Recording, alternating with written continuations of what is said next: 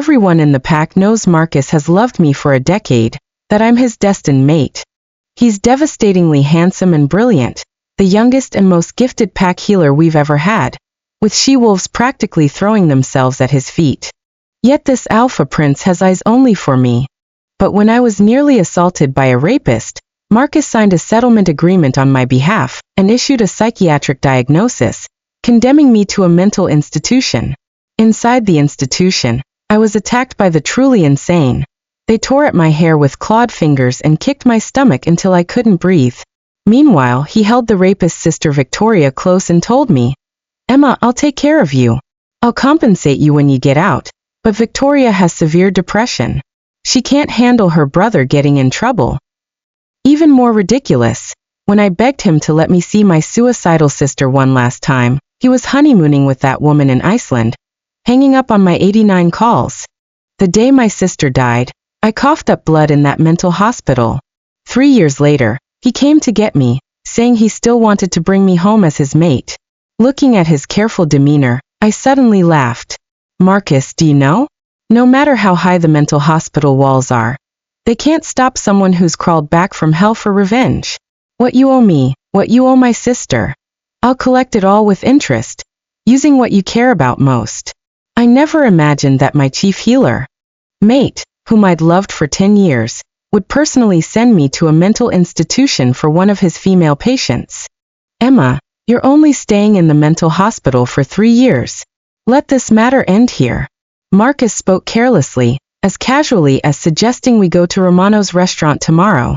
Just the night before, Marcus had tenderly kissed my forehead, planning our Christmas trip to Iceland. But now he was personally sending me to a mental hospital. I stared in disbelief at this familiar yet strange man, stumbling as I grabbed the corner of his coat, my voice hoarse. Why? You know perfectly well I have no mental illness, and I never seduced him. He tried to rape me. I was just defending myself. Marcus pulled his coat from my desperate grip, his words plunging me into an Arctic wasteland. Emma, that man is Victoria's brother. I promised her I'd protect her for life, including her family. Besides, you nearly drove her to suicide with your selfishness before. Her brother was just trying to get revenge on you. After this incident, you'll be even. Victoria is Marcus's patient, a she-wolf who had called him frantically at 3 a.m. one night, and I had answered his phone. The next day, Victoria slit her wrists in a suicide attempt.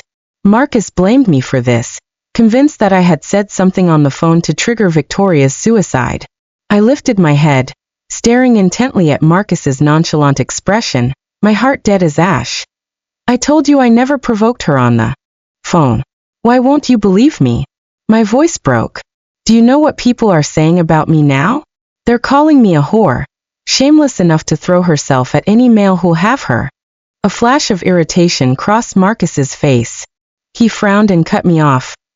Once you're released from the facility, you'll still be my intended mate. Who would dare spread gossip about you then? My heart shattered completely, tears streaming down my face. Marcus, have you ever, even once, believed me? Marcus crouched down, gently wiping away my tears, but his words dragged me straight into hell. Emma, stop being so dramatic. It's time you learned some maturity. Drop this matter and move on. Maturity?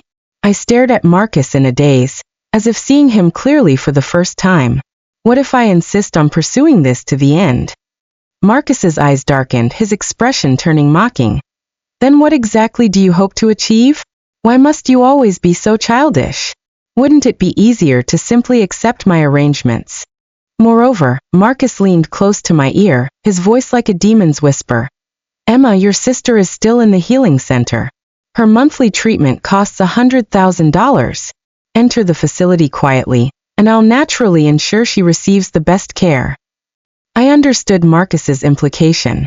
My sister's pale face appeared in my mind. I never thought Marcus would use her to threaten me. My shoulders sagged in defeat. Marcus looked satisfied with my submission, patting my head, like he was rewarding a well-behaved pup, just as he had during our tender moments before this nightmare began. I've already contacted the healers at the mental hospital. In 3 years, I'll personally come get you. Then you'll still be my intended mate. Marcus signaled for the doctors to take me away. The mental hospital doors separated two different worlds. In the final second before those doors slammed shut, I caught sight of Victoria linking arms with Marcus, resting her head against his shoulder with possessive satisfaction, and smugly winking at me through the glass. Victoria's sickeningly sweet voice drifted through the closing gap. She nearly killed me before, and now she almost destroyed my brother. Sending her to a mental facility is hardly punishment enough. Surely you don't feel sorry for her. Marcus said nothing, quietly walking away with Victoria. I closed my eyes, my heart pierced with pain. I couldn't understand how the man who once claimed I was his one true love in this lifetime had become so despicable. I first met Marcus during my volunteer year at the Pack orphanage. Before the Pack had acknowledged him, before he'd earned his place among the healers, Marcus had grown up within these very walls. When he found me there, I was surrounded by children, gently cleaning dirt from their small hands, fingers intertwined as we sang together in the afternoon light. Golden sunlight filtered through the oak leaves, and my voice carried clear and sweet across the playground. Marcus later told me that was the moment I was burned into his memory, becoming his eternal moonlight. Years later, when Alice fell gravely ill and was admitted to the Pack's healing center, Marcus and I crossed paths again. He had become a composed and brilliant head healer, his wolf's natural instincts making him extraordinarily gifted at sensing illness and injury. Meanwhile, I was frantically grasping at every possible lifeline to keep my sister breathing. Without my knowledge, Marcus had been covering all of Alice's medical expenses and personally overseeing her treatment, his healing energy flowing into her night after night to pull her back from death's threshold. His courtship was intense and all-consuming. Simply because I mentioned loving comfort food from my hometown, he taught himself to cook with those same hands that channeled healing power, spending hours in the kitchen just to see me smile. When I wrinkled my nose at the lingering scent of cigarettes that clung to his clothes after long nights at the center, he quit immediately, and banned smoking anywhere near his workspace, terrified that even the faintest trace would displease me. His colleagues started calling me his intended mate behind my back, good-naturedly complaining, "Emma, you have no idea how obsessed our head healer has become." After pulling a 30-hour shift saving lives, I just wanted a damn smoke to decompress, but Marcus confiscated my pack, claiming he couldn't risk you smelling it on him. I've never seen him care this much about anyone later. Marcus lit up the entire city with fireworks and dropped to one knee beneath their shower of gold. "Emma, you're my one and only. In this lifetime and every other, I'll love no one but you." But this same Marcus, my supposed destined mate, had now issued me a psychiatric diagnosis for another woman's sake, condemned me to a human mental institution, and made me the Pack's greatest shame. At the grim suburban facility, orderlies roughly shoved me into the general ward. A wild-eyed woman immediately launched herself at me, slamming me to the floor and driving her knee into my stomach while her nails raked through my hair like claws. When I tried to fight back, she struck my face repeatedly, her voice a manic chant. "How dare you steal other women's men? Cora, I'll beat the life out of you." In desperation, I screamed Marcus's name. Before this nightmare, whenever I called for him, he would appear at my side instantly, my protector, my anchor, my safe harbor in any storm. Now hearing his name, the deranged woman cackled with cruel delight. "You still think you're his precious mate? You think he's coming to save you? He dumped you here because he wants you broken and obedient. I'm just here to speed up the process." This became my daily existence, a living hell where his name was used to torment me. A month into my imprisonment, a doctor informed me I had a visitor. My heart leaped. Surely Marcus had come to his senses, had come to take me home. In the sterile visiting room, I found Marcus waiting, but Victoria and her brother Vincent flanked him like a triumphant court. Victoria's satisfaction was palpable as she took in my deteriorated state. "Emma, Marcus feels terrible about your suffering here, so he's sent us to negotiate your release." Her voice dripped false sympathy. "All you need to do is admit that you deliberately seduced my brother, and offer him a sincere apology. Then this unfortunate misunderstanding can be put behind us." I pressed my hand to the still tender bruises on my ribs, my voice cutting like ice. "Over my dead body. I will never apologize to that rapist." Instantly, crocodile tears welled in Victoria's eyes. She looked utterly devastated, clutching Marcus's arm as she sobbed. If Emma refuses to take responsibility for her actions, then perhaps there's nothing more we can do. I had hoped she might show some remorse after reflecting on her behavior. Without hesitation, Marcus moved to shield her from my supposedly threatening presence. He stared down at me through the reinforced glass, his words freezing the blood in my veins. It's just words, Emma. Victoria deserves to hear your apology, so apologize. His amber eyes, once warm with love, were now cold and merciless. You've always been stubborn to a fault. You know I have countless ways to ensure your compliance. My fingers found the small braided bracelet around my wrist, Alice's handiwork, woven with trembling fingers during one of her better days. As long as I defied him, Marcus held all the power. Alice's life hung in the balance of his goodwill. Thinking of my sister lying helpless in the healing center, I squeezed my eyes shut. After an internal war that felt like it lasted hours, I dug my nails deep enough into my palm to draw blood. I surrendered. I raised my head to meet those 3 pairs of expectant eyes. I deliberately seduced Vincent. I apologized to Mr. Vincent for my inappropriate behavior. I'm sorry. But Victoria wasn't satisfied with my grudging compliance. Emma, a real apology requires sincerity. You barely even bowed your head. How can we be sure you mean it? And you spoke so quietly, almost like you don't want to be heard.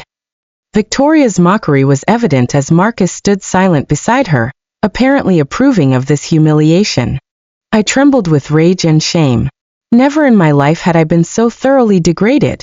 If I had never fallen in love with Marcus, would I have been spared this torture? Hating myself for my weakness, I dropped to my knees on the cold concrete floor, raised my head, and brought it down hard against the ground. I deliberately seduced Vincent. I apologized to Mr. Vincent for my inappropriate behavior. I'm sorry. I deliberately seduced Vincent. I apologized to Mr. Vincent for my inappropriate behavior. I'm sorry. I deliberately seduced Vincent. I apologized to Mr. Vincent for my inappropriate behavior. I'm sorry. I repeated this degrading mantra until blood ran down my forehead, my face a mask of crimson humiliation. Marcus's jaw tightened almost imperceptibly, but when he moved to intervene, Victoria's grip on his arm tightened possessively. See, she does know how to show proper respect. I lifted my bloodied face, meeting their gazes with what dignity I had left. Is that sufficient? Victoria raised her chin with aristocratic disdain. It'll do. Barely. I struggled to my feet, swaying from blood loss and the crushing weight of my shattered pride. When Marcus reflexively reached out to steady me, I violently shoved his hands away. I stared at those fingers that had once traced my face with worship, that had now held Victoria close while watching me bleed. Don't touch me. You make me sick. Marcus's control snapped like a broken leash. He grabbed my wrist in a grip that would have left bruises, his eyes flashing with dangerous gold. What did you just say to me? Repeat that. I wrenched free from his hold, my own wolf snarling just beneath the surface. I said you make me sick. My defiance hit him like a physical blow. He released me abruptly, stepping back as if burned. Since you clearly haven't learned your lesson, you won't be needing early release. Stay here until you remember your place. But his threats no longer held any power over me. This time, I didn't grovel or beg for mercy. I walked away with my head held high. Visiting room. Overnight, with Victoria's manipulation, the video spread like wildfire across every social platform. Gossip blogs claimed that I had originally seduced Marcus to advance my position in the pack, and after being cast aside, had desperately tried the same tactics on Vincent. Others said Victoria was Marcus's true love, or else why would he personally send his own mate to a mental hospital and force her to grovel in submission?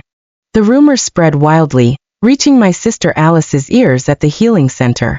Alice took her own life. When the caretaker's call came through, Alice was already drawing her final breaths. I knelt on the ground, frantically begging the healers to let me out to see Alice one last time. But the healers told me helplessly that without Marcus's permission, no one was allowed to let me out. Seeing the desperate plea in my eyes, one doctor took pity, and offered to let me call Marcus directly. If he agreed, they would escort me to the healing center immediately. I dialed Marcus's number with trembling hands, only to be ruthlessly hung up on. I tried again, and again, and again, each attempt met with the same cold dismissal. I prayed to the moon goddess that Marcus would answer, that some trace of the man who once loved me would let me say goodbye to the only family I had left. On my 89th call, Victoria's voice answered instead. Emma, it's my birthday today. Marcus is here in Iceland celebrating with me. Be reasonable and stop harassing us with these calls, won't you? Through the phone, I caught Marcus's distant voice. Don't let irrelevant people ruin our mood. Come blow out your candles. The words hit me like silver bullets to the chest. Irrelevant people. Alice was dying. My sister, my heart, my everything. And he called us irrelevant. The Iceland trip was supposed to be the honeymoon Marcus had planned with me. I spat out a mouthful of fresh blood from my chest. Like a broken puppet, I was escorted back to the ward by orderlies. A week later, Alice's caretaker brought her ashes. A portion was placed in a small pendant that I wore close to my chest. The caretaker brought Alice's final words. Sister, don't cry for me and don't beg him anymore. Like the games we played as children, I'll wait for you at the finish line in heaven. Sister, I will always love you. I clutched Alice's ashes, crying inconsolably. There was no one left in this world who was my family. I don't know how long passed before I slowly stood up. Alice, your sister loved the wrong man. Your sister's weakness killed you. But I swear on our parents' graves, everyone who destroyed us will pay 1,000-fold for what they've done. Marcus returned from Iceland a month later. Learning of Alice's death, he came to visit me with apologies, only to see me sitting motionless as stone. When Marcus reached out tentatively to touch my shoulder, the ice in my stare stopped him cold. I'm very sorry about your sister. I'll compensate you. Victoria has forgiven you. I'll take you out of the hospital today. Silence. Deathly silence. After a long while, I finally spoke hoarsely. Marcus, I never even got to see her one last time. If certain people hadn't spent months telling her that her sister was a whore who spread her legs for anyone who'd have her, Alice would still be breathing. Do you know? I called you exactly 89 times. I didn't hate you anymore then. I just begged you to answer the phone and allow the doctors to let me out to see Alice. But what about you? You were with Victoria in Iceland, celebrating her birthday. Compensation? What will you compensate me with? Can you bring my sister back to life? Hearing my blood-soaked accusation, Marcus never expected that the truth behind Alice's death was like this. I thought those were spam calls. If I had known it was you calling, I definitely would have let you see her one last time. 3 years. I spoke hoarsely. What? What 3 years? Marcus looked confused. I laughed coldly, my eyes full of bloodlust. Weren't you going to keep me locked in this mental hospital for 3 years? Just 3 years. Consider it my gift to you. I removed the mate ring from my ring finger that Marcus had given me when he proposed. It was a diamond ring Marcus had carefully designed with an Italian designer, with both our initials engraved inside the band. I threw the mate ring at Marcus's feet, turned decisively toward the ward, leaving Marcus and the pass locked. Behind me, Marcus watched my back in the hospital gown, instinctively reaching out to salvage something, but grasping nothing. It was as if he was losing something important. Emma, wait. The words died in his throat as I disappeared behind the heavy metal doors. He had only wanted to teach me a lesson, to make me more obedient. That's what he told himself, wasn't it? As long as I behaved, as long as I submitted to him, everything would go back to normal. He never expected that in just one short month, someone who had once been so vibrant would become so lifeless. The way I looked at him, like he was a stranger, like he was nothing. Marcus stared down at the mate ring at his feet, feeling inexplicably panicked. The diamond caught the harsh hospital lighting, sending fractured rainbows across the sterile floor. I had loved this ring most of all, never willing to take it off even when showering. I used to trace the engraved initials with my fingertip while we lay in bed together. It's perfect. I had whispered that night he proposed. Just like us. Now just out of spite, I had thrown the ring away? Marcus bent down and picked up the ring with shaking hands. The metal was still warm from my skin. He clutched it so tightly the edges cut into his palm. What was wrong with him? His heart was filled with a suffocating feeling, unbearably uncomfortable. Dr. Marcus? A nurse approached cautiously. Is everything all right? Fine, he snapped, then caught himself. I'm fine. Just make sure she's comfortable in there. The nurse nodded and hurried away, clearly wanting to escape the tension radiating from him. Marcus drove home alone to our duplex apartment, his knuckles white against the steering wheel. Every red light felt like an eternity. Every familiar street corner reminded him of our life together. The apartment greeted him with devastating normalcy. The black and white decor was lovingly accented with the pink throw pillows I had insisted on placing around, and the green plants I had carefully tended were still thriving in their ceramic pots. They make the place feel alive, I had said when he'd complained about the clutter. The air still seemed to carry traces of my vanilla perfume. Every corner was filled with sweet memories that now felt like accusations. His coffee mug sat in the sink next to mine. My cardigan was draped over the back of the couch where I'd left it that morning. The morning everything changed. Had it really been just this morning that we'd shared breakfast together? When I'd kissed his cheek and reminded him to eat lunch. Don't work too late, I had said, standing on my tiptoes to adjust his collar. I'm making your favorite dinner tonight. But now only Marcus remained alone in the room. He closed his eyes, but that only made it worse. All he could see was my shattered expression when he'd signed those papers, my resolute retreating figure as I walked away from him. He pulled out his phone and dialed my number, but it went straight to voicemail. Of course. They wouldn't let patients keep their phones. Emma, it's me, he said to the recording. I know you can't hear this, but I need you to know that I'm going to fix this. Whatever's wrong between us, I'll fix it. He hung up and immediately called back. I know you're angry about Alice. I understand that. But you have to see that I had no choice. Victoria needed. He stopped mid-sentence and ended the call. Even he could hear how hollow the words sounded. That night, Marcus lay in bed, staring at the ceiling. The sheets smelled like my shampoo. He grabbed my pillow and held it against his chest, breathing in the fading scent. Sleep wouldn't come. Every time he closed his eyes, he saw Alice's pale face in that hospital bed. He saw the desperation in my voice when I'd called him those 89 times. 89. He hadn't realized it was that many until the hospital records showed the call log. Each missed call was like a knife twisting in his chest. But he'd been in Iceland with Victoria. She'd been having one of her episodes, threatening to hurt herself if he left. What choice did he have? Finally, Marcus attributed everything to the loss of a life. After all, Alice had been my most beloved sister. It was natural for me to harbor resentment. People said grief made you do crazy things. That's all this was, grief. But as long as he compensated me well and accompanied me like before, we could surely return to how things used to be. Eat. Buy me a bigger ring. Take me on that European trip I'd always wanted. Show me how sorry he was. Marcus got up and found his matching mate ring from the nightstand drawer, holding it together with the ring I had thrown away against his chest. The metal was cold against his skin, but somehow it made him feel less alone. Only then did he feel some sense of peace. He thought that I had already accepted his proposal, that I was already his fiancée. My current behavior was just throwing a tantrum. Eventually, I would return to his side. I always did. Having convinced himself of this, Marcus finally fell into a deep sleep.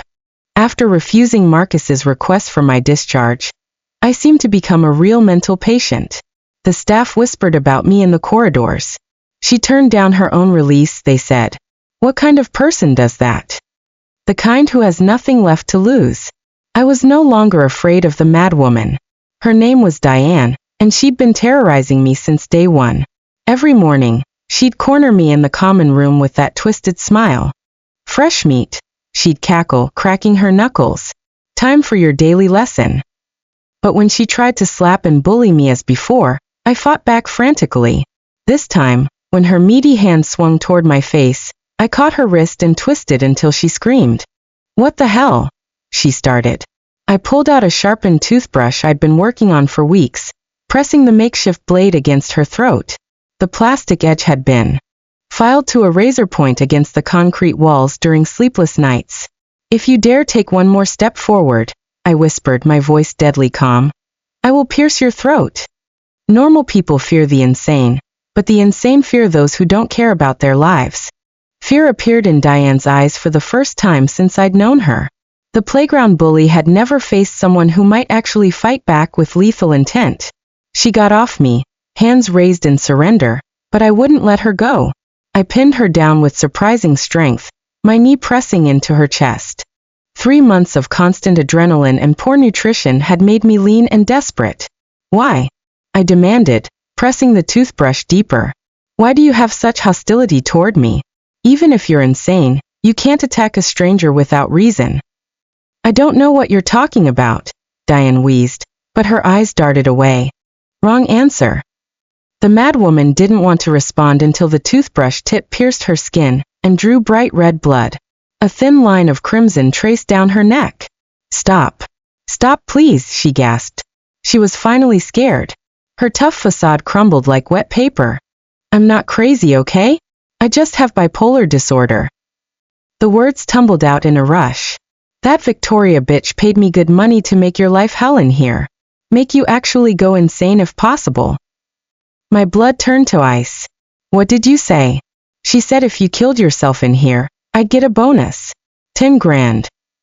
Diane's voice broke. I got kids on the outside, lady. I needed the money. How much did she pay you? 2,000 up front. But I swear on my kids' lives, your boyfriend didn't know nothing about it. Victoria came to me herself, said it was her idea. To appease me, the mad woman continued babbling. She visited me before you got here, showed me your picture, said you were competition for some doctor. I didn't ask questions. I looked at the mad woman who had wet herself in fear, and slowly pulled the toothbrush away. Whether Marcus knew or was involved didn't matter anymore. The man I'd loved for 10 years had become a stranger. The fairy tale was dead. I no longer loved him. The only thing I wanted to do now was revenge. From that day forward, I became a different person. I exercised in the ward religiously, doing push-ups and sit-ups until my muscles screamed. I trained my body like a weapon I'd need to wield. I sparred with Diane daily, both of us leaving sessions covered in bruises. She taught me how to fight dirty, how to use everyday objects as weapons. You're not the same scared girl who came in here, she said one day, wiping blood from her split lip. That girl is dead. I communicated with every patient in the hospital. Some weren't actually mental patients, just people with unconventional thinking who'd been committed by families who found them inconvenient. From Robert, a former psychology professor, I learned the basics of manipulation and mind games. Sarah, who'd been a stage hypnotist, I learned hypnosis techniques. The mind is more fragile than people think, Sarah told me during our sessions. Break the right mental barriers, and you can make anyone do anything. After staying in the mental hospital so long, I sometimes wondered if I'd really become mentally ill. The line between sanity and madness had blurred. But touching Alice's ashes around my neck, I regained my clarity. The small pendant was my anchor to reality, to my purpose. During the 3 years, Marcus tried to visit many times. I could see him through the reinforced windows, pacing in the visiting room. Tell him I don't want to see him. I'd instruct the nurses every time. But he's your fiancé, they'd protest. No, I'd say. He's nothing to me. Now the 3 years were up, and it was time for my discharge. Outside the door, Marcus stood waiting with a black umbrella, shielding himself from the drizzling rain. He looked older, more worn. Good. Emma, he said softly. I've come to take you home. Marcus's home was exactly the same as 3 years ago. The same black leather couch where we used to watch movies. The same crystal vase on the coffee table that I'd picked out during our second month together. Even the same books were stacked on the nightstand, gathering dust. The table was laden with dishes I used to love. Honey-glazed lamb, roasted potatoes with rosemary, that expensive red wine from our anniversary dinner. As if I had never left. As if 3 years in hell had been just a bad dream. I kept everything the way you liked it, Marcus said, his voice unusually soft. I knew you'd come back to me. I ran my finger along the dining table's edge. No dust. He'd been maintaining this shrine to our dead relationship all this time. How pathetic. Marcus sat across from me, his movements careful and measured. He served me a piece of honey-glazed lamb with trembling hands. You used to love this most, he said, forcing a smile. Remember? You said it reminded you of the first meal I ever cooked for you. I stared at the perfectly prepared dish. The lamb was cooked exactly how I liked it, medium rare with a hint of pink. He'd remembered every detail. Try it, he urged when I didn't move. Please. I looked at Marcus's somewhat cautious demeanor and found it amusing. This powerful man who commanded respect from everyone was now begging me to eat dinner. What? I said, cutting into the meat with deliberate slowness. After 3 years, Victoria still hasn't moved in. The fork clattered against his plate. Marcus's face went white, then flushed red. Emma, don't. Don't what? Don't ask about your precious patient. Marcus was stung by my words, but considering I had just been discharged, he didn't immediately lose his temper. I could see him fighting for control, his jaw clenched tight. He even attempted to explain patiently. I know you resent Victoria because of your sister's death. I understand that. But Victoria is just my patient, nothing more. There's nothing romantic between us. His eyes pleaded with me to believe him. I've just taken care of her more than usual because of her condition. But I swear on my life we only have a normal doctor-patient relationship. Swear on your life? I laughed, the sound sharp and bitter. That's not worth much, is it? Marcus flinched but pressed on. I once promised to mark you as my mate. My love for you is genuine. It was before, and it won't change now. His voice grew stronger, more confident, like he was trying to convince himself as much as me. Now that you're finally out of the hospital, let's live well together, like before, okay? We can put this all behind us. The audacity was breathtaking. Listening to Marcus's confession and seeing the undisguised love in his eyes, I only felt it was ironic. He actually dared to mention my sister with such casual dismissal. Taking care of her? I repeated slowly. Taking care of her in bed? Emma, that's not. You know exactly what Victoria wants from you. You've always known. Marcus had long known Victoria harbored ulterior motives, yet still pretended to be a gentleman. Even knowing Victoria had orchestrated Alice's death, he could sit here and act as if nothing had happened. Emma, listen to me. His voice turned desperate. When Victoria called me for help that night, it was your willfulness that nearly drove her to suicide. I was just trying to compensate her for the trauma you caused. Blood turned to ice. The trauma I caused? I absolutely never crossed any lines with her. You'll always be my intended mate. That hasn't changed. He reached across the table to touch my hand, but I pulled away. Your sister's death was just an accident, he continued, his voice growing stronger. A tragic accident. We should all look forward, can't we? We can be happy again. An accident. 3 years of hell. Alice's suicide. My destroyed reputation. All just an accident to him. Seeing Marcus's earnest appearance, his genuine belief that we could just move on, I felt something snap inside me. I picked up the bowl of mushroom soup, Alice's favorite, and poured the entire contents over his head. The hot liquid soaked through his hair and dripped down his face, instantly making him look disheveled and pathetic. Marcus sat there, stunned, soup dripping from his chin. To compensate her, I said, my voice deadly calm. You didn't hesitate to frame your intended mate for seducing others. You personally locked me in a mental hospital and made me kowtow and apologize to that rapist. I stood up, towering over him. You didn't hesitate to cause the death of an innocent life.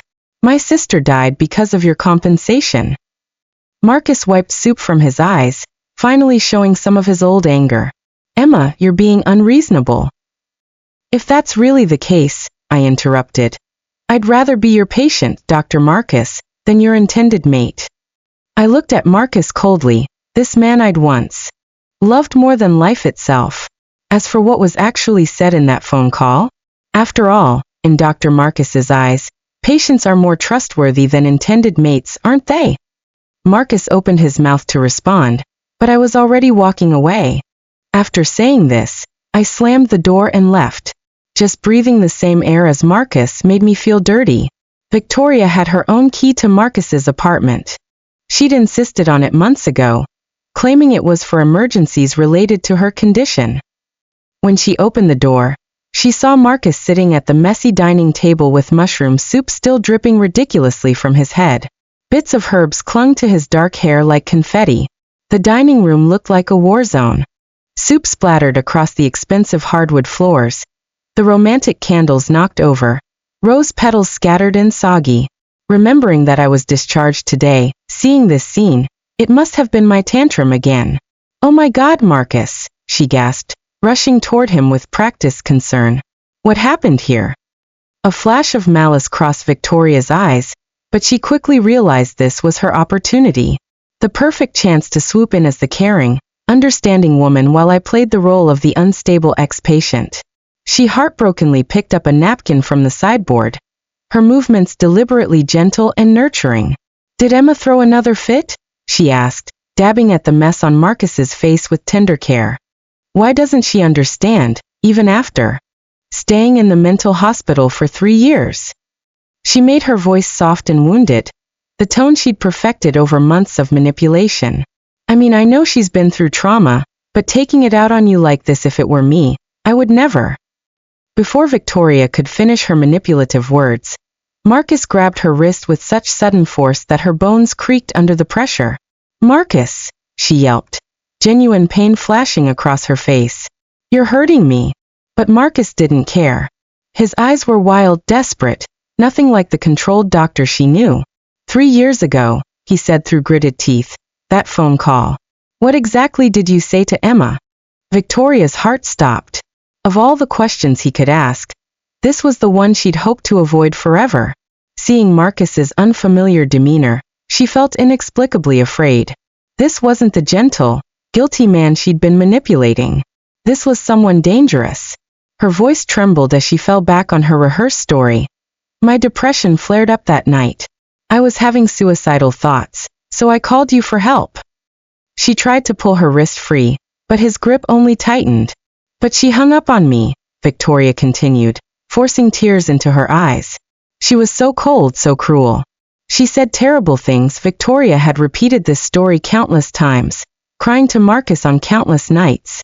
She'd painted me as the jealous, heartless fiancé who'd nearly caused her death through spite and inconsideration. She'd clung to Marcus, demanding compensation, demanding his lifelong protection as penance for his fiancé's cruelty. Marcus had always believed this story completely. He'd carried the guilt like a weight on his shoulders, bending over backward to make amends. But today was different. Today, a pure white figure floated through Marcus's mind.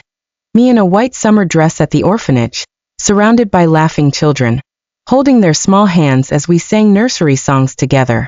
The memory hit him like a physical blow. My gentle smile as I bandaged a scraped knee.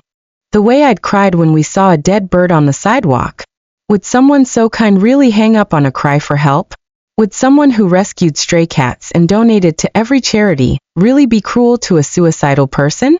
Marcus felt like his head was about to explode. The contradictions were tearing him apart. In the past, when he had headaches, I was always there to massage his temples with my soft fingers, humming quietly until the pain faded. But now I was gone, and all he had were questions that made his skull feel like it might crack open. Sensing Marcus's distress and his loosening grip, Victoria saw her chance. She settled into his lap without invitation, wrapping her arms around his neck. "Did Emma say something to you again?" she asked, pouting pitifully. "You can't let her poison your mind against me.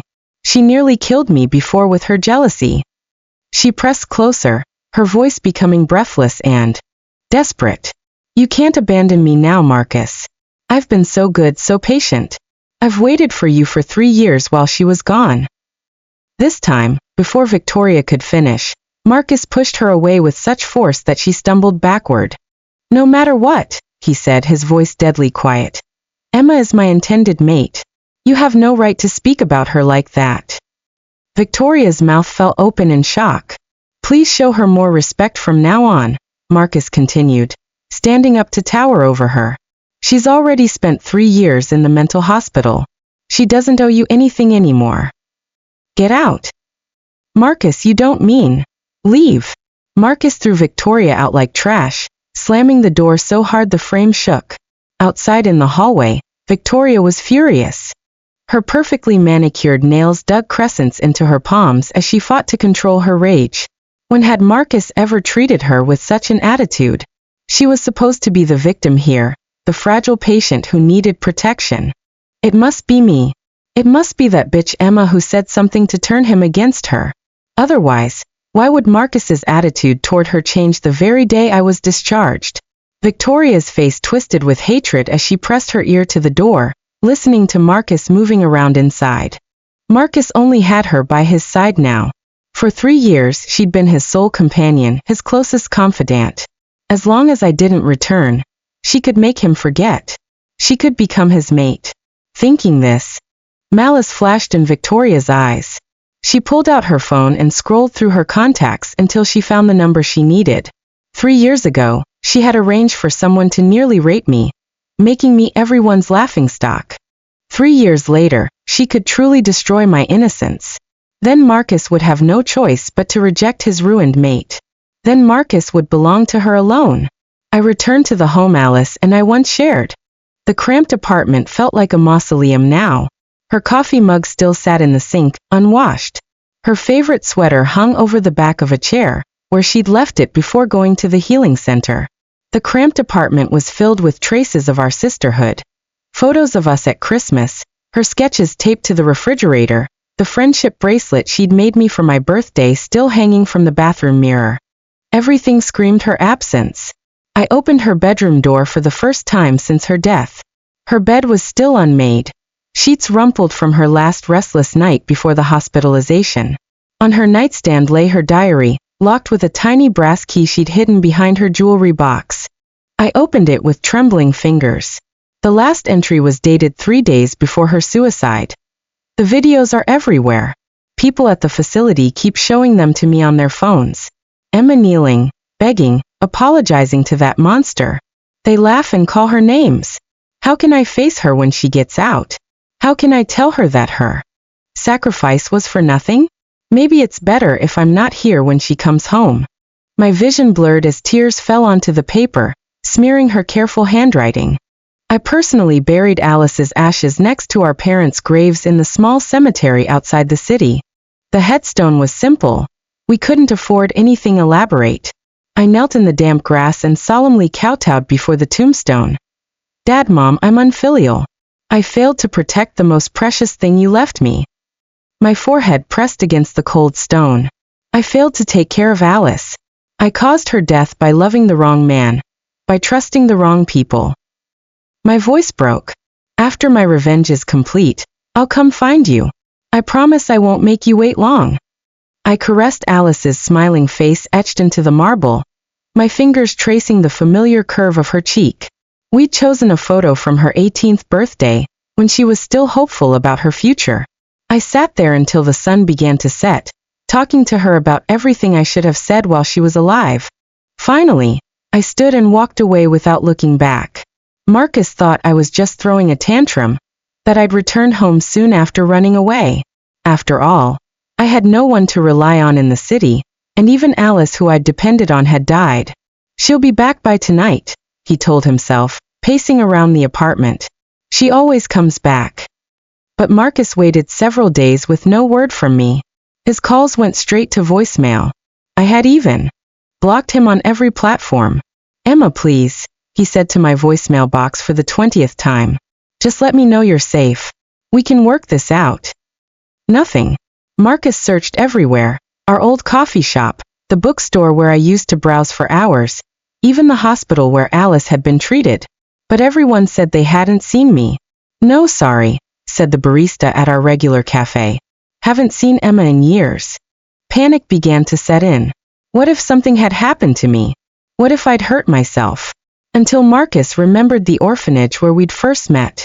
Marcus went there on a whim, his heart hammering as he approached the familiar building. The same playground where he'd watched me sing with the children all those years ago. Excuse me, he asked the receptionist. Has Emma been here recently? The young woman looked confused until the old director emerged from his office. You just missed her, the elderly man said, studying Marcus with sharp eyes. The director was 90 years old, his back bent with age, but his gaze was still penetrating. His hands were marked with calluses from decades of caring for abandoned children. The elderly director gripped Marcus's hand with trembling but surprisingly strong fingers. Did you bully our Emma? He demanded. I can see she's gotten much thinner. Dark circles under her eyes like she doesn't sleep. Marcus flinched. He hadn't even noticed I had lost weight. When had he stopped really seeing me? She used to smile so bright when she came here, the director continued. Now she looks like a ghost. What did you do to her? I made mistakes, Marcus admitted. Let me tell you something, young man. Emma is a good girl. Pure heart, that one. If you bully her and she doesn't want you anymore, you'll have plenty to cry about. The old man's grip tightened. That girl saved my orphanage with her fundraising. She gives more than she has. You don't deserve her. Finally, under the director's stern gaze, Marcus swore that he would never bully me again, and would treat me well for life. Only then did the old director release his hand and let him leave. After leaving the orphanage, Marcus called the mental hospital administrator, Dr. Peterson. I need to know how Emma was treated during her stay, he demanded. That's confidential patient information. I'm her fiancé. I signed her in. I have a right to know. A long pause. Dr. Marcus, I think you should come in. There are things you need to see. From the mental hospital, he learned I hadn't lived well at all. Dr. Peterson showed him incident reports, medical records, surveillance footage. There were irregularities in her treatment, the administrator admitted. Patient-on-patient violence that seemed targeted. We've since discovered that one of our patients received outside payments to harass Emma specifically. What? Marcus's blood turned to ice. Victoria Chen made several large deposits to Diane Foster's commissary account. Marcus locked himself in his dark apartment, watching the surveillance footage over and over. He saw me being slapped by Diane, saw me cowering in corners, saw Victoria visiting and taunting me through the glass. He watched me grow thinner, more hollow-eyed, until I looked like a completely different person. Marcus painfully caressed the thin yet stubborn figure on his laptop screen, his own tears blurring the image. I'm sorry, he whispered to the recording. I'm so sorry I was wrong about everything. To find me, Marcus began preparing for our wedding with the desperation of a man drowning.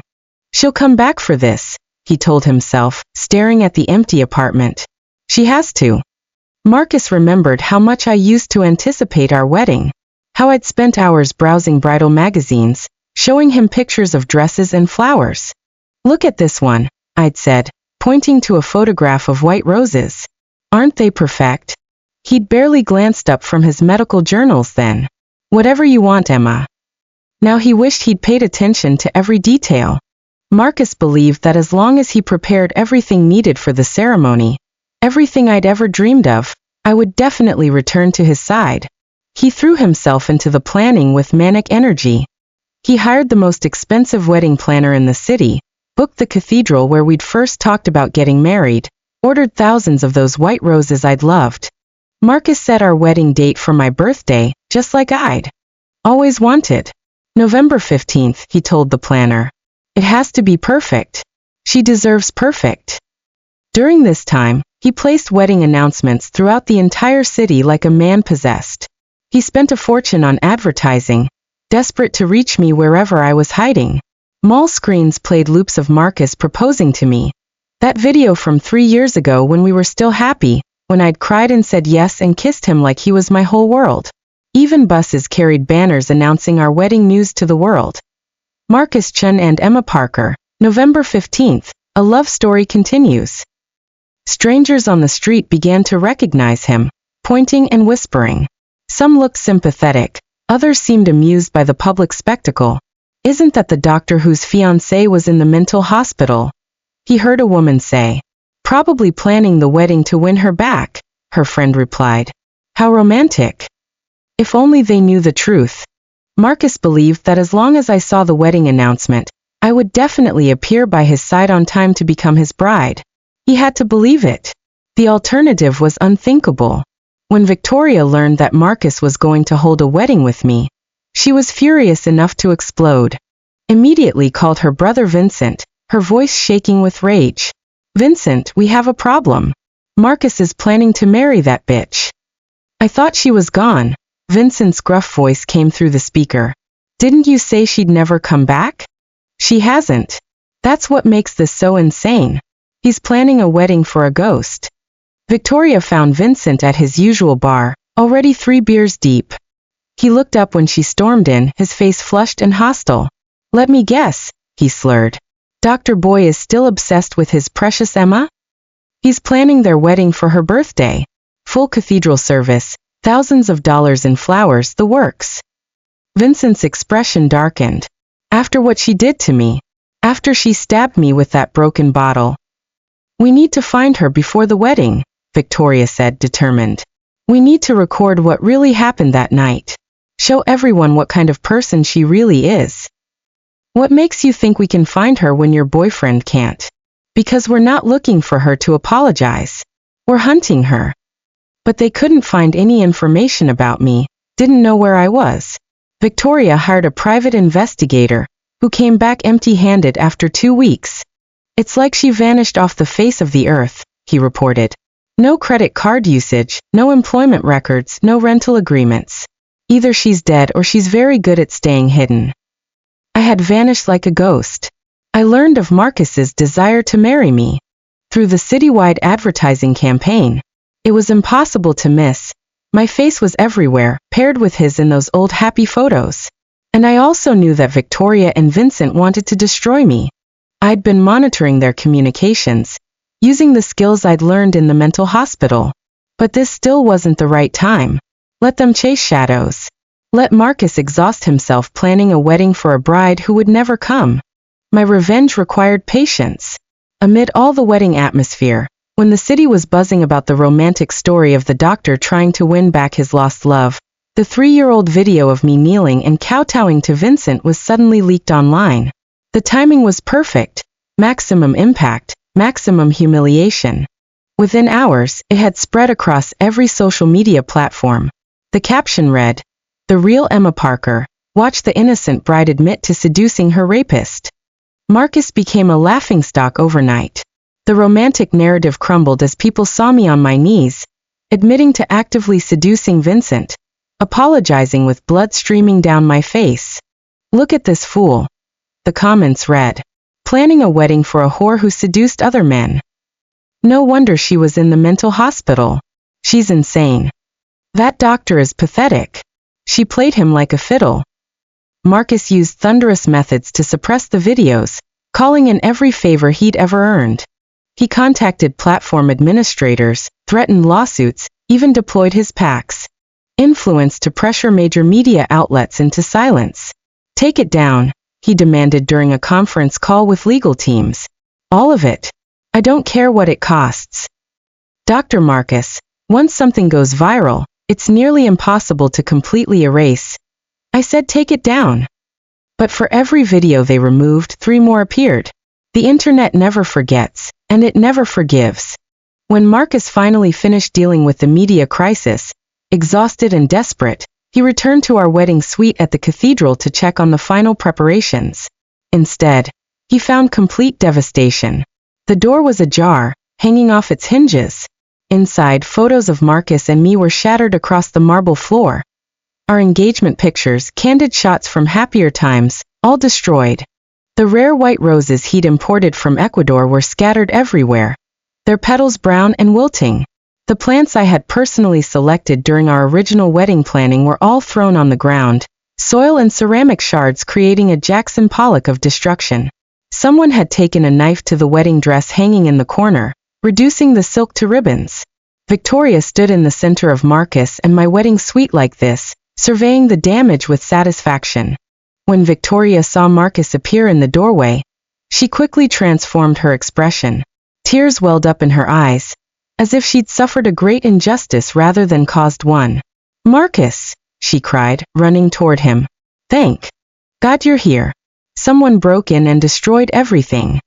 In the past, whenever Marcus saw her like this, vulnerable, hurt, seeking his protection, no matter how angry he was, it would dissolve into helpless indulgence. Because Victoria was Marcus's patient. Because Marcus had promised to protect Victoria. Because guilt over my supposed cruelty toward her had created an unbreakable bond of obligation. But not today. Just when Victoria thought Marcus would show her unlimited tolerance as before, Marcus slowly approached her, his footsteps crunching on glass shards, and without warning kicked Victoria to the ground with brutal force. Victoria hit the marble floor hard, her designer dress tearing as she slid across the debris. "Why are you here?" Marcus's voice was deadly quiet. "Who gave you the nerve to smash these things?" "I didn't," Victoria started, but Marcus's expression silenced her. Seeing the carefully arranged wedding suite destroyed, weeks of planning, thousands of dollars, all the hopes he'd pinned on this gesture, Marcus exploded with rage. Remembering how I was bullied in the mental hospital, remembering the surveillance footage of me being tormented while he was off playing protector to this woman, he stepped on Victoria's outstretched hand. Glass shards cut into Victoria's palm, and blood immediately flowed out, bright red against the white marble. The pain brought tears to Victoria's eyes, real ones this time, and she squeezed out a plea from her throat. "Marcus, please. It hurts." But this time Marcus would no longer show mercy. His eyes were red with fury, and the pressure under his foot increased steadily. "Did you leak that video? Didn't I tell you that Emma is my intended mate, and you're not allowed to harass her anymore?" Victoria could feel the bones in her hand grinding against each other under his weight. Seeing this completely unfamiliar Marcus, violent, uncontrolled, nothing like the gentle doctor she'd manipulated, Victoria realized that if he didn't let up, her hand would be permanently ruined. Victoria was scared. "Marcus, I didn't smash the wedding suite," she gasped, trying to pull away. "Emma came back. Emma smashed all this herself." The lie came easily, desperately. Hearing my name, Marcus moved his foot away from her hand. "What did you say?" "Emma came back." Ceramic shards were still embedded in Victoria's palm, but she no longer dared cry out in pain. She needed to convince him, needed to redirect his rage away from her. Victoria carefully watched Marcus's expression, reading the hope and confusion warring in his eyes. "When I came in just now, just a few minutes before you arrived, I saw her here. She was destroying everything and screaming about how she'd never marry you. She looked completely unhinged, Marcus, like she'd finally snapped completely. I tried to stop her, but she threw a vase at me and ran." "Ha," Marcus laughed, but there was no humor in it. "I'm giving you a chance, not for you to spout nonsense." Marcus didn't believe for a second that I would destroy the wedding suite. Despite everything that had happened, he knew me well enough to know I wasn't destructive or vindictive. At least he thought he did. So he grabbed Victoria's throat with both hands, his fingers pressing into her windpipe. This time, Marcus really had wronged Victoria. The irony wasn't lost on me as I watched him choke the life out of her through the hidden cameras I'd installed weeks ago. I was the one who smashed the wedding suite. Every shattered photo, every destroyed flower, every torn piece of fabric, all me. And I was even the one who deliberately leaked the video at the perfect moment for maximum impact. To destroy someone, first make them go mad. That was the lesson I'd learned in the mental hospital, watching patient after patient break under pressure. I had arranged to meet Victoria in the wedding suite earlier that day, sending her a text from a burner phone. "I know what you did. Meet me at the cathedral if you want to keep your secrets." Victoria came just as I knew she would. She couldn't resist the opportunity to confront me, to gloat over her victory. When she walked into the wedding suite and saw all the decorations, the white roses she knew I'd chosen, the photos of Marcus and me looking happy and in love, Victoria's blood boiled with rage. "You don't deserve any of this," she snarled, her careful facade cracking immediately. "You don't deserve him."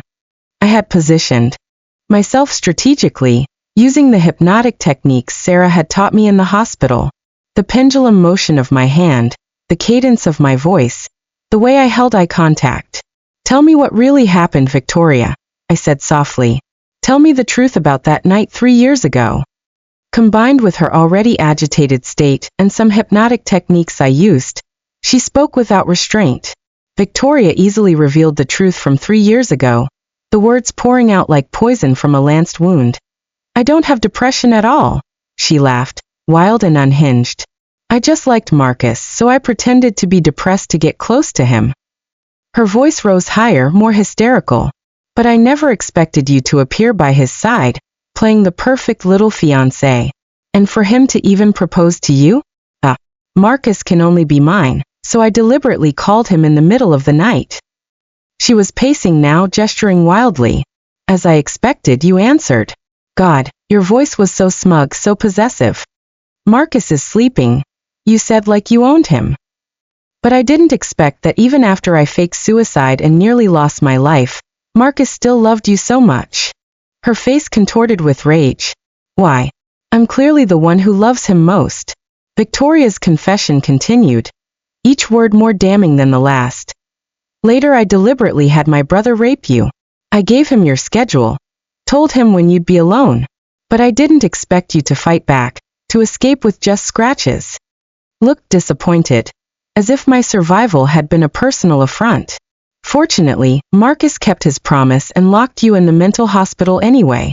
I made sure you'd suffer in there too, paying that psycho bitch to make your life hell. Victoria's eyes were bright with malice. But why are you so cheap? Why didn't you die in the mental hospital like you were supposed to? As long as you died, Marcus would be mine.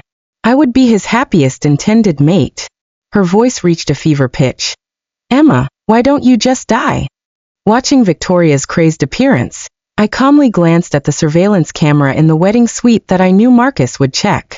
Everything was being recorded in perfect high definition. Thank you for being so honest, I said quietly.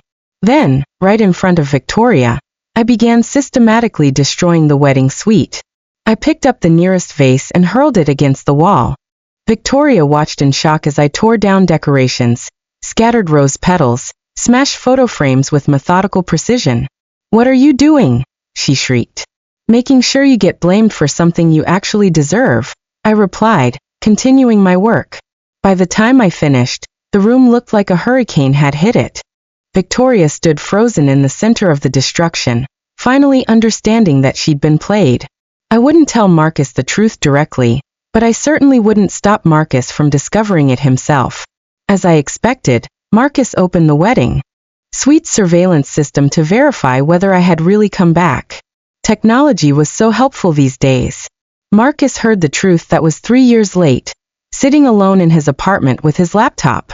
I could only imagine his face as he watched Victoria's confession play out on screen. Every terrible detail laid bare. Marcus sat in the devastated wedding suite afterward, staring at the wreckage. He was wrong, terribly wrong about everything. But instead of self-reflection, Marcus channeled his rage outward. Marcus used his PAC's considerable power to take crazy revenge on Victoria's family. Within a week, their construction company lost 3 major contracts due to safety violations that appeared overnight in their files. Environmental inspectors suddenly found problems that had never existed before.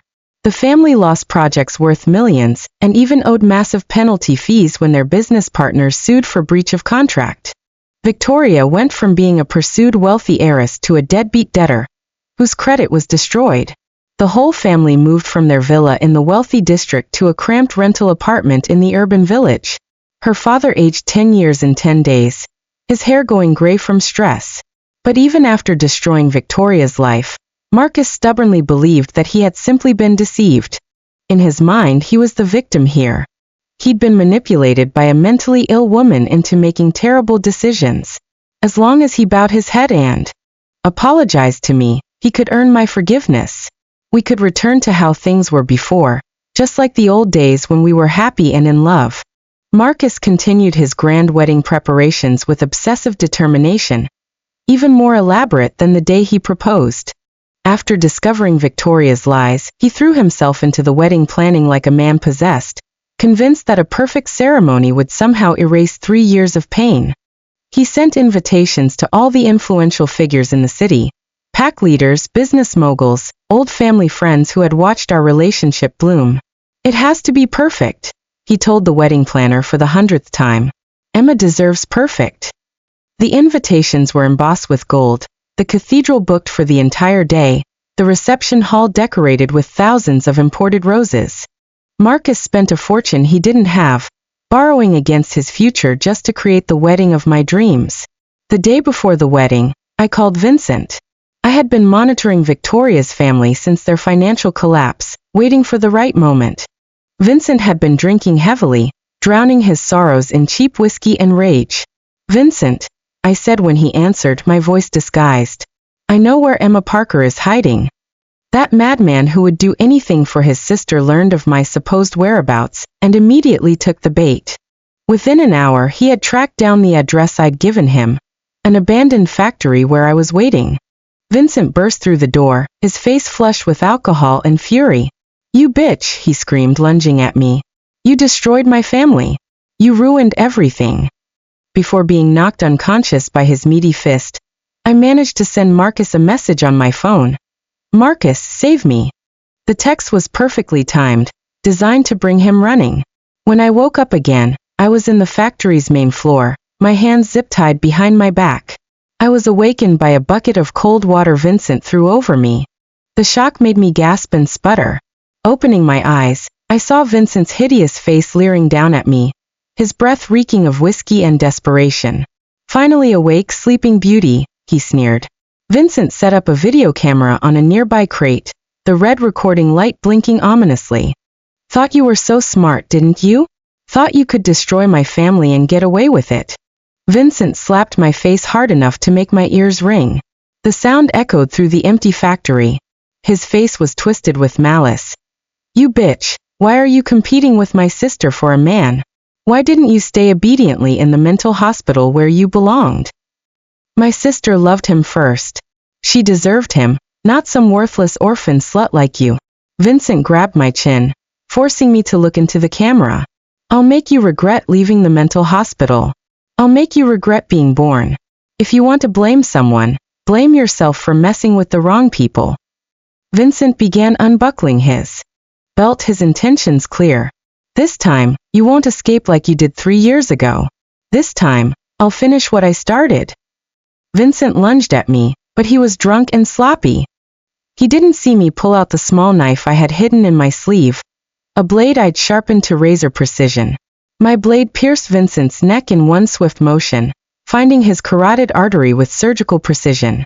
The person I couldn't kill 3 years ago, the source of my 3-year nightmare, the monster who had tried to destroy me. Now I had killed him. Vincent's eyes went wide with shock and disbelief. His hands flew to his throat, trying to stop the blood that poured between his fingers. "How?" he gurgled, staggering backward.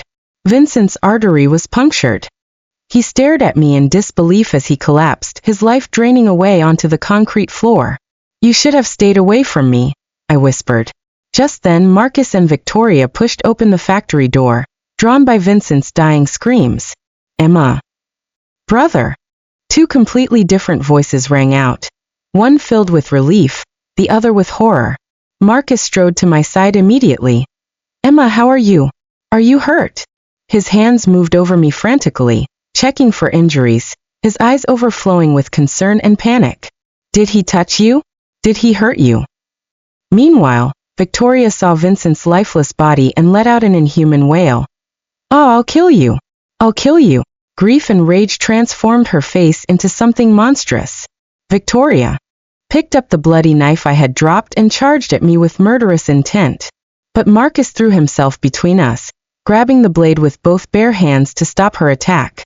The knife sliced through his palms, cutting deep into the tendons and muscles. Those hands that had saved so many lives, that had performed countless healing procedures, were ruined in an instant. Blood poured from his wounds, but he held on, protecting me even as the blade cut him to the bone. Even though I hated Marcus, I couldn't help feeling some regret at this moment. His sacrifice was both noble and tragic. Only then did Victoria realize what she had done, seeing Marcus's blood covering her hands. She trembled as she dropped the knife. I'm sorry, I didn't mean to hurt you, but it was too late. The damage was done." Marcus was rushed to the hospital, paramedics working frantically to stop the bleeding and save what function they could in his hands. Before being wheeled into the emergency room, Marcus grabbed my wrist with his bandaged hand, his grip weak but desperate. "Tomorrow's wedding," he whispered, his voice barely audible over the medical equipment. "You'll be there, won't you?" I looked down at this broken man who had once been my everything. I nodded. I lied to Marcus. I wouldn't appear at the wedding ceremony. The promise I'd given him in the hospital was just another manipulation, another piece in my carefully orchestrated revenge. I no longer wanted to become Marcus's bride. That naive girl who dreamed of white dresses and happy endings had died in the mental hospital 3 years ago. The morning of November 15th, I watched from across the street as guests arrived at the cathedral. Pack elders in expensive suits, business partners checking their watches, distant relatives gossiping about the absent bride. I blended into the wedding crowd easily, just another face in the sea of curious onlookers. I dressed simply, black jeans, dark hoodie, sunglasses to hide my identity. Nobody recognized me. Why would they? The Emma they remembered was soft and smiling, not this hollow-eyed stranger. At exactly 2 p.m., as Marcus stood waiting at the altar in his perfectly tailored tuxedo, I activated the device I'd planted earlier. The ceremony's big screen suddenly flickered to life, playing Victoria's confession from the wedding suite in crystal clear audio and video. I don't have depression at all. I just like Marcus, so I pretended to be depressed to get close to him. Victoria's voice echoed through the cathedral's vaulted ceiling. Guests turned in their seats, confused murmurs rippling through the crowd. "Later I deliberately had my brother rape you, but I didn't expect you to escape." The murmurs turned to gasps. Someone's wine glass shattered on the marble floor. But I wasn't finished. The screen switched to the intimate photos Victoria had secretly taken during their Iceland trip. Marcus passed out drunk while Victoria posed beside him, her hand on his chest, her lips near his ear. The timestamp showed they were taken during Alice's final hours, while I was desperately calling for help. Marcus stood alone on the altar, his face cycling through shock, humiliation, and dawning understanding. The officiant beside him was also at a loss for words, clutching his Bible like a lifeline. "Turn it off," someone shouted from the crowd. "Where's the bride?" Another voice called out. The missing murderer bride, the groom entangled with his patient, his hands still bandaged from protecting the woman who'd tried to kill me. It all made for quite a spectacle. The audience included pack elders who'd known Marcus since childhood, business partners who'd invested millions in his future, society figures who'd come expecting a fairy tale wedding. Instead, they got a public execution. Marcus had only been training at the medical center, building his reputation before he was destined to inherit pack leadership from his father. Now Marcus's wedding had become a joke that would be whispered about in elite circles for decades. He would no longer be crowned the healing prodigy of their world. As chaos erupted in the cathedral, I slipped away unnoticed. Later that day, I anonymously reported Marcus to the medical board for maintaining inappropriate relationships with patients and issuing false psychiatric diagnoses. The evidence was overwhelming: surveillance footage, medical records, testimony from hospital staff who'd witnessed his favoritism toward Victoria. I also filed police reports about Vincent's kidnapping and attempted rape, providing the video evidence from his camera, and charged Victoria with assault and conspiracy. Thanks to Marcus's own false diagnosis from 3 years ago and my 3-year documented stay in the mental hospital, I was ruled to have acted in self-defense against Vincent. The system that had failed me before now protected me. I walked away clean, happily watching Marcus and Victoria tear each other apart in the legal battles that followed. In the end, due to his pack status and family connections, Marcus escaped criminal charges, but had his healing license permanently revoked. He could never practice medicine again. The career he'd built his entire identity around was finished. Victoria fared worse. Her fake illness schemes, the evidence of bribing mental hospital staff, and her role in directing her family's criminal activities made her a pariah. She became known throughout their social circles as the Black Widow, the poison woman everyone despised and avoided. Later, through methods I could only guess at, Marcus used his remaining influence to completely destroy what was left of Victoria's family. He bankrupted them entirely and had Victoria committed to the same mental hospital where I'd spent 3 years, arranging for her to receive the same special treatment I'd endured. 6 months after the wedding disaster, before leaving the city forever, I visited Victoria at the mental hospital. The visiting room was exactly as I remembered. Cold fluorescent lights, plastic chairs, reinforced glass separating patients from the outside world. Victoria was brought in wearing the same gray hospital gown I'd once worn. She was disheveled and gaunt, even more wretched than I had been during my darkest days. Her hair hung in greasy tangles, her eyes were bloodshot from lack of sleep, and her hands shook with medication side effects. She'd lost at least 30 pounds. The designer clothes and perfect makeup were just memories now. When Victoria saw me through the glass, she launched herself at the barrier like a wild animal. "Bitch!" she screamed, her voice hoarse from overuse. "I should have killed you back then. I should have made Vincent finish the job." Her fists pounded against the reinforced glass, leaving bloody smears. "This is all your fault. Everything. My family, my brother, my life. You destroyed everything." Looking at the crazed woman before me, I calmly pulled Vincent's cremation urn from my bag. The metal container was small and unremarkable, containing all that remained of the man who tried to destroy me. "Originally Vincent's ashes wouldn't have been so easy to obtain," I said conversationally. "But now that your family has fallen apart completely, the funeral home was happy to release them to anyone willing to pay the storage fees." Victoria's pounding stopped. She stared at the urn with desperate hunger. "You're luckier than me, Victoria. You still got to see Vincent one last time, got to hold his hand as he died." My voice remained steady, emotionless. "But when you forced me to kneel and kowtow, when you spread that video to my sister and drove her to suicide, I never even got to see Alice's final moments." Victoria pressed herself against the glass, tears streaming down her face. "Give him back," she whispered. "Please, he's all I have left." Though Victoria was a vicious woman who'd orchestrated so much pain, she had people she cared about. Marcus had been one obsession, and her brother Vincent had been her genuine love. I raised the urn slowly, letting her see every detail of the container. "As long as you kowtow and apologize to me like you made me do, I'll return the ashes to you." Without hesitation, Victoria dropped to her knees on the filthy floor. She began kowtowing frantically, her forehead striking the concrete with sickening thuds, just as I once had in this very building.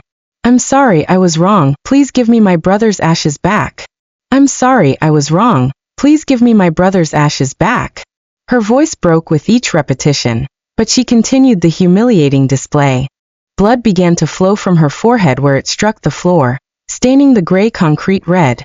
Victoria's forehead split open from the repeated impacts, but she kept going, desperate and pathetic. Seeing my enemy in such a wretched state, I felt nothing. No satisfaction, no vindication, no sense of justice served. Could choose, I would rather none of this had ever happened. I would rather Alice was still alive, rather that I'd never met Marcus, rather that my life had taken any other path. But there are no what-ifs in this world. So I opened the urn and scattered Vincent's ashes across the visiting room floor. "I was lying," I said calmly. "I'll never forgive you. Go to hell together." Victoria's scream of anguish followed me as I walked away.